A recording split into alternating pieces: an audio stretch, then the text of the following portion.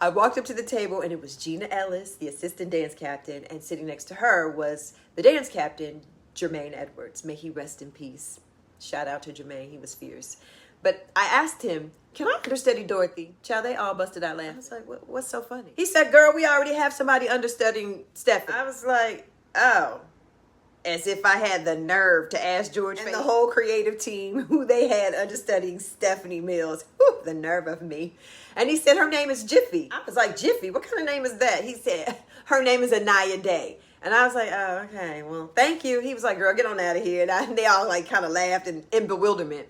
I think they were all completely taken aback that I would ask such a question. Anyway, let me tell you this. We auditioned at 890 Broadway. So for anybody who's familiar with New York, back in the day, there's this place called 890 Broadway. It's a beautiful facility in the lower part of Manhattan, right before you get to Chelsea.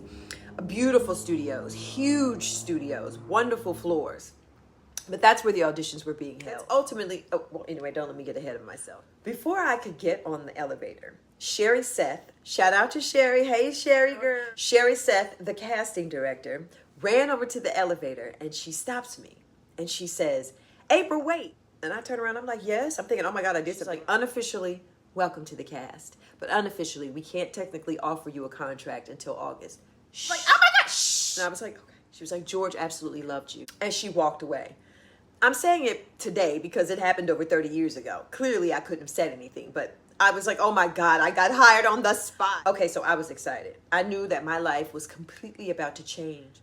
Boy, I didn't even realize how much my life was going to change in the next 2 years. I was so happy to be able to report to my mother that I was about to be touring with one of her all-time favorite singers, Stephanie Mills. Mine too. However, I go back to my nightlife job, Limelight.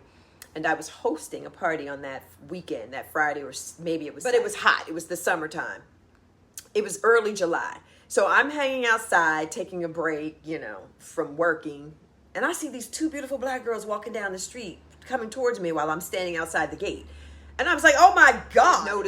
As I noticed them, they noticed me. And they were like, oh my God. I was like, oh my God, y'all are beautiful. They were like, no, you're beautiful. I was like, no, y'all are like, ha, ha, laughing and kiki. And I was like, oh my God, y'all are y'all models or something? And the one girl, Crystal Blake, shout out to Crystal. Hey girl, hey. I met Crystal back in 1990. Y'all, I've known her for a long time. That is so funny, though. Before, we were both pre-baby. And so, the other girl says she's a model internationally. And Crystal says she's a singer. Matter of fact, she was the first black woman to be crowned Miss Mississippi.